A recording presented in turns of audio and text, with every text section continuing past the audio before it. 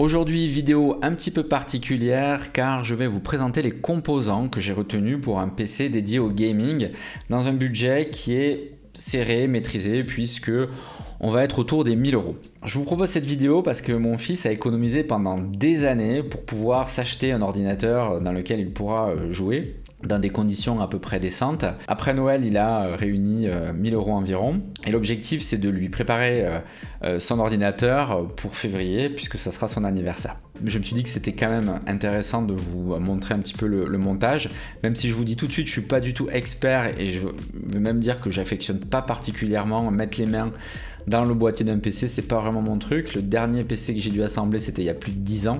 Et aujourd'hui, ça va être l'occasion de vous présenter les composants de la machine, mais également de vous faire une modélisation avec Archimate qui permettra de comprendre un petit peu l'interaction des différents composants d'un PC qu'on retrouve généralement, à quoi ils servent et comment ils s'articulent les uns avec les autres.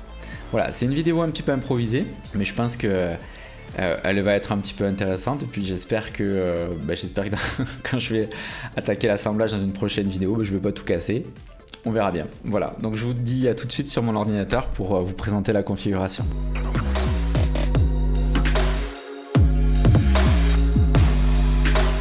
Donc pour commencer cette modélisation des composants d'un ordinateur, ce que je vais vous proposer, c'est de commencer par l'équivalent du cerveau pour un être humain, c'est-à-dire le processeur.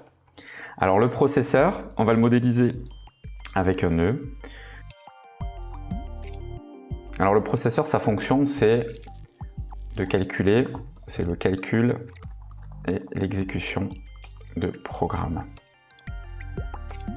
Ce qu'il faut savoir, c'est que le processeur dispose d'une mémoire interne qu'on appelle le cache. C'est une mémoire ultra rapide qui est intégrée dans le processeur.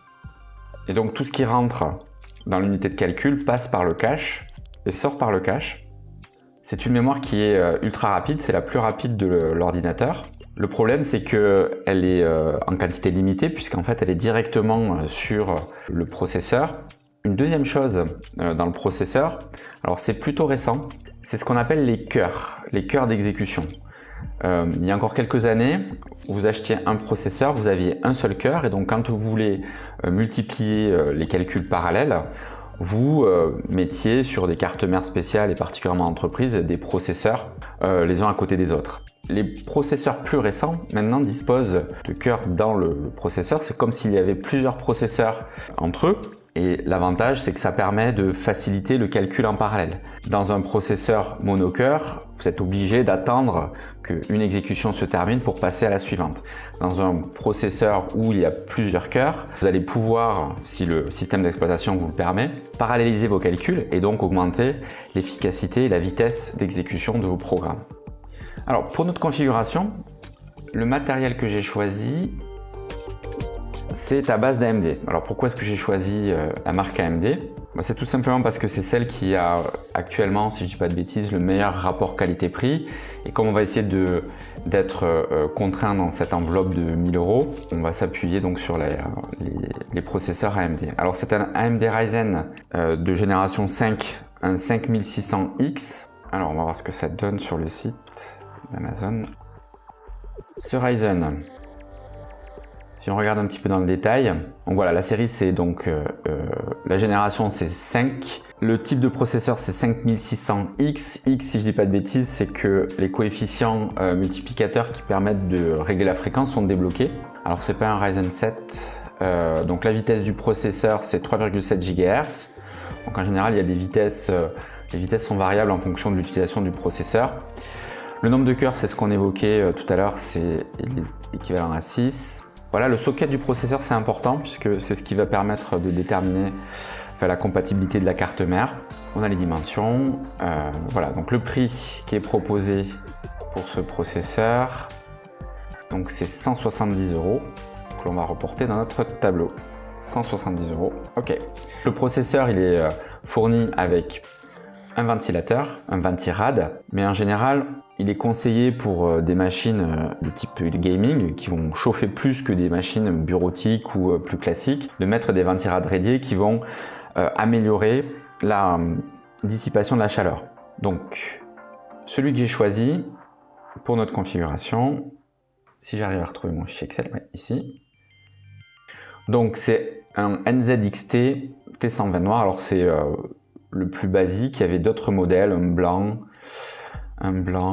Qu'est-ce qu'il y avait d'autre? On peut rajouter des LED si besoin. Bon, moi les LED c'est pas trop mon truc, surtout qu'on voit que ça multiplie le prix quasiment par 2. La couleur, le blanc, bon. Et on a le Ventirad pour 40 €. Ok, donc là on voit les photos du Ventirad. Ouais, c'est cool, il a l'air bien. Donc on voit que c'est quand même un composant qui est volumineux. Il faut vraiment dissiper au maximum la chaleur. Puis idéalement il faut il faut une marque, il faut un bon Ventirad parce que sinon c'est des composants qui peuvent faire vite beaucoup de bruit. Bon, alors c'est pour mon fils, je pense qu'il supportera pour pouvoir jouer à des jeux, mais bon, moi je trouve que le bruit c'est quand même quelque chose d'important. Alors il y a un dernier point qui est important et sur lequel il ne faut pas forcément faire d'économie, c'est la patte thermique. C'est ce qui permet, c'est la patte qui est entre le processeur et le Ventirad et qui va permettre un échange thermique maximal. Alors normalement dans le processeur il y a de la patte thermique qui est livrée. Moi, ce que je conseille, c'est de mettre une patte thermique haut de gamme qui est dédiée. C'est pas des petites économies, ça coûte une dizaine d'euros. Mais si l'échange de chaleur est efficace, ça permettra à ce que la température soit la plus basse possible et à rendre efficient votre système de refroidissement. Donc c'est hyper important. Donc la pâte thermique que j'ai choisie, donc c'est de l'Arctic MX6, donc 8 € pour 4 grammes. Donc on se le rajoute, 8 €, hop, on est déjà à 218 €, donc c'est 21% de notre budget, c'est pas neutre. C'est vraiment pas neutre, ça va super vite. Je vous ai parlé du cache tout à l'heure, donc c'est la mémoire qui est dans le processeur, c'est la mémoire la plus rapide puisqu'en fait c'est là où est-ce qu'on stocke la donnée avant de la recalculer, de la renvoyer pour exécution. Et donc comme c'est très limité, il faut qu'on passe par un autre type de mémoire, c'est la RAM. Alors on va la modéliser ici. Alors c'est la mémoire vive, hein. Mémoire vive. Et cette mémoire, elle est directement, elle va échanger les informations avec le processeur. En gros, vous avez une quantité de mémoire vive qui est beaucoup plus importante que le cache. Là, on parle de plusieurs gigas de RAM. On verra combien est-ce qu'on a choisi pour notre configuration. Et là, on est sur de l'ordre du méga. Donc, à chaque fois qu'il va y avoir un échange mémoire, le processeur passe son temps à charger et décharger. Donc, avoir une quantité de mémoire suffisante et rapide est important. Donc, pour notre configuration, alors là, je me suis un petit peu lâché parce que pour moi, c'est vraiment un élément essentiel dans la durabilité de la configuration. Alors pareil, une marque connue, Corsair, un kit de 2 x 16 Go pour un prix de 84 €. Alors quand je l'avais sélectionné, je pense qu'elle était moins chère. Il faut savoir que le prix de la mémoire est hyper volatile. Il y a encore quelques mois, je crois que c'était 2-3 fois plus cher. 16 Go, je pense que ça aurait été suffisant, mais comme je vous disais, moi je préfère privilégier un max de mémoire vive. Donc on va le rajouter dans notre petit tableau. Donc 85 € pour 32 Go, on est bien. Ok. Alors la mémoire vive, donc c'est ce qui est en direct sur le processeur pour les échanges mémoire.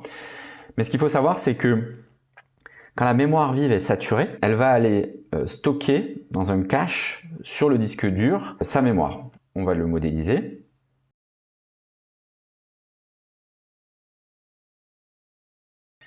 Et idem, il y a un échange mémoire, donc entrée-sortie.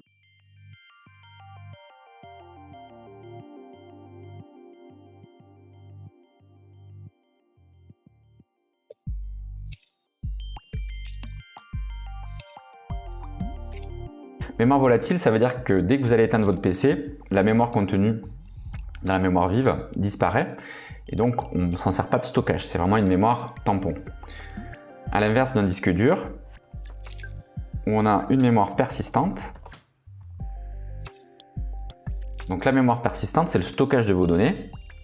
Quand vous éteignez votre machine, les données de votre ordinateur, que ce soit votre système, vos programmes, vos données personnelles, restent présents sur le disque dur. Et donc c'est ce qui signifie que c'est une mémoire persistante.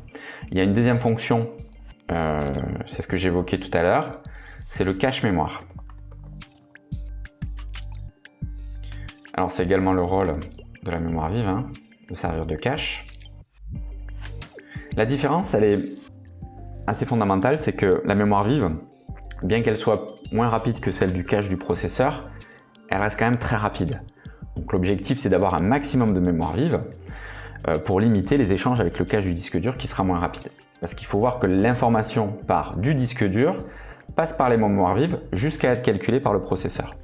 Le disque dur, qu'est-ce que nous avons choisi? Alors pour le disque dur, on se fait plaisir aussi, c'est une configuration initiale. Donc c'est un disque dur de 2 Tera, c'est un disque dur qui est NVMe, de marque Crucial, donc c'est une marque de disque qui est reconnue. J'ai choisi la version 2 Tera avec le logiciel Acronis qui permet normalement de faire des images, récupérer ces infos, faire de la sauvegarde. Donc c'est plutôt, c'est du plus, d'autant que la version 2 Tera sans Acronis coûte 131 € et celle-ci coûte 127 €. On va rajouter dans notre petit fichier ici, donc 127 €. Ok. Et nous arrivons à 430 €. Alors, pour relier tout ça, on a besoin d'une carte mère. L'ensemble des composants d'un PC est relié par une carte mère. Carte mère. Donc, il y a plusieurs manières de relier la carte mère avec les différents composants qu'on a détaillés. On peut le faire par une relation simple ou on peut le faire par une agrégation. On peut masquer les relations ici parce qu'on va pouvoir intégrer nos composants dans la carte mère. Vous allez voir, là je les sélectionne, un peu comme je l'ai fait pour les cœurs et la mémoire. Donc là je les intègre. Voilà. Donc ici on a notre carte mère qui agrège nos composants. Ça pourrait être aussi des compositions. Ok, super. La carte mère que j'ai choisie, c'est une Asus. Donc elle est spécifique pour les processeurs AMD. On voit qu'elle est compatible AM4. Elle est de format ATX. Donc ça c'est important quand on va devoir choisir notre boîtier. Alors c'est une carte mère qui est plutôt haut de gamme, d'une marque reconnue. Si on revient sur notre petit schéma, donc ça grosso modo, une carte mère, un processeur, mémoire vive, disque dur, si je dis pas de bêtises, et carte réseau, on va rajouter le composant carte réseau. C'est la configuration minimale qu'on retrouve la plupart du temps dans les serveurs. Il n'y a pas besoin de beaucoup plus, je réfléchis en même temps. Donc en général, quand on a l'ensemble de ces composants, on a un ordinateur. Mais il est possible, il existe d'autres composants. On va avoir donc carte réseau. Donc ça c'est pour pouvoir communiquer, des cartes son et on a carte graphique. Alors notre carte mère, elle intègre un chipset réseau, un chipset sonore. Comme elle est intégrée dans la carte mère, on peut faire une relation de composition. C'était le point modélisation Archimède. Donc je vais intégrer ma carte réseau et ma carte son dans ma carte mère, dans la fonction communication. Et la carte son, c'est diffuser du son. Ok.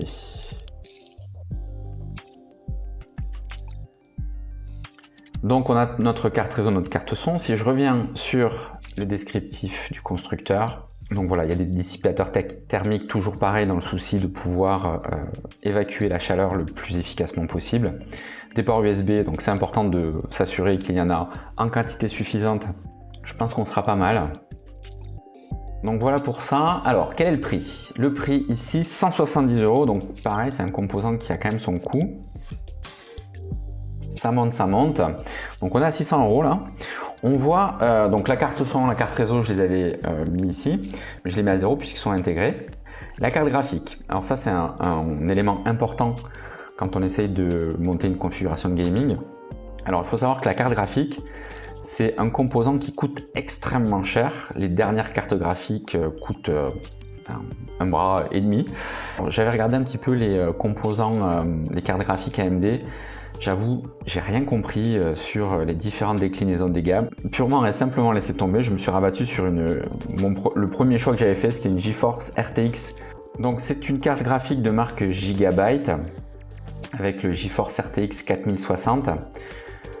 Il est affiché à 350 € ici. C'est quand même une sacrée part de notre budget. Donc on va rester sur cette carte graphique Gigabyte à 350 €. Et on se rapproche dangereusement de notre limite là. Là, je sais pas si on va y arriver. J'explose mon budget. Donc la carte graphique, je vais la mettre sur ma carte mère, ici. Ok, on est bon. Il nous reste deux éléments importants. C'est le boîtier. Alors, c'est un boîtier de marque NZXT. Alors, j'ai fait quelques petites recherches. C'est une marque qui est plutôt reconnue dans le gaming, mais c'est pareil. Il n'y a pas de LED, c'est pas blanc, c'est pas Elite, parce que c'est tout de suite, ça fait monter le prix. On essaie de comprimer au maximum, donc 90 €. Et là, on dépasse le budget, mais c'est pas grave. On continue. Alors, le dernier composant qui est important, c'est l'alimentation. Donc, j'ai choisi une alimentation de type Corsair, 550 watts. C'est pas la plus puissante parce que les composants que j'ai choisis sont quand même relativement moyenne gamme. Donc, je pense qu'on sera plutôt bon. Le prix, 65 €. Donc, on va le reporter. Ok. Oui, 1105 €. On dépasse de 10% le budget. Finalisons la modélisation. Pour représenter le boîtier, je vais utiliser un équipement ici.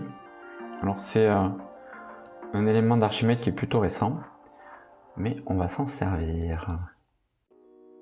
Et enfin, on va utiliser notre alimentation. Donc, on le relie à la carte mère. C'est ce qui permet d'alimenter l'ensemble des composants. Voilà, donc là, on a notre tour complète qui va nous permettre de passer notre commande. Normalement, on devrait être pas trop mal. On a dépassé de 10% notre budget. Je vais réfléchir, je vais voir si y a des choses que je peux optimiser. Mais dans l'instant, on va rester sur cette configuration. Je pense que notre configuration est complète. Donc notre processeur, un Ryzen 5 5600X, notre 20 rad, la pâte thermique adaptée, la mémoire, donc 32 Go, c'est plutôt cool. 2 Tera pour le disque dur, c'est plutôt sympa. Une bonne carte mère qui va nous permettre de supporter tout ça. Une carte graphique qui est assez lourde dans le budget, mais qui va nous permettre de jouer de manière confortable, je pense qu'à un niveau de détail moyen. Une alimentation de 550 watts pour alimenter tout ça dans un boîtier NZXT H5 Flow qui nous permettra donc de intégrer notre tour. Voilà, je pense qu'on est complet. Cette vidéo se termine, merci de l'avoir suivi jusqu'au bout. La prochaine sera dédiée au montage. En attendant, vous pouvez vous abonner si ce n'est pas le cas et me faire part dans les commentaires de vos suggestions de configuration ou de composants. Ça sera avec plaisir que j'échangerai avec vous. Un dernier petit point, donc je vous ai montré aujourd'hui un petit exemple de technique de modélisation avec Archimède. C'est un exemple qui est assez trivial sur une configuration hardware, mais ça montre un petit peu les possibilités du langage. Bien sûr, on peut faire beaucoup plus de choses. Si cela vous intéresse, j'ai fait une petite formation gratuite que vous retrouvez dans la description où je vous en explique les rudiments. Voilà, c'est à peu près tout pour aujourd'hui. En attendant de vous retrouver, je vous dis à très bientôt. Salut!